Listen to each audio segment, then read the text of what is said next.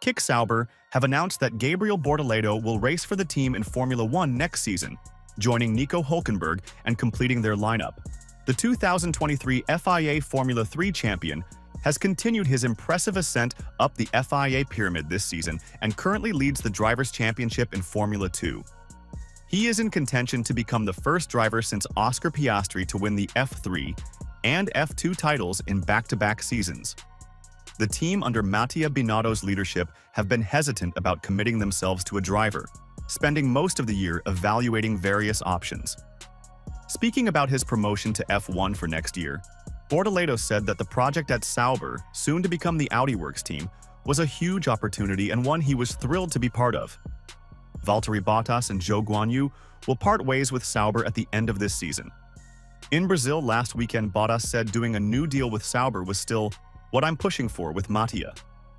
Sauber's decision means Bottas's current F1 racing career will likely be capped at 10 wins from 246 races, come the end of the current campaign in Abu Dhabi next month.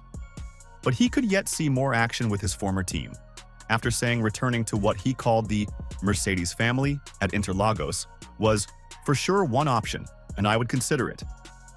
Discussions between Mercedes and Bottas have been going on for several weeks, with the squad set to field a team made up of drivers it has supported all the way to F1, George Russell and Andrea Kimi Antonelli, in 2025.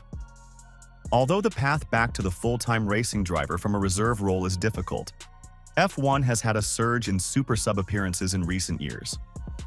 Sauber's hiring of the promising Bortoleto gives Brazil one of its own full-time F1 drivers to support since Felipe Massa left the grid at the end of 2017.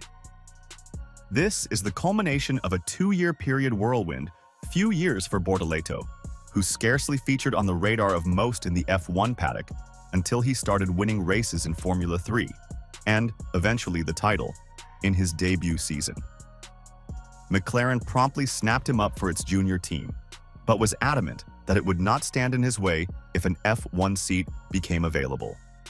With Sauber, a team which is expected to remain towards the back in 2025 as it focuses on its preparation for the new 26 formula as Audi, Bortoleto has a low-pressure environment to learn his trade and a well-known benchmark in Nico Hülkenberg alongside him at the team.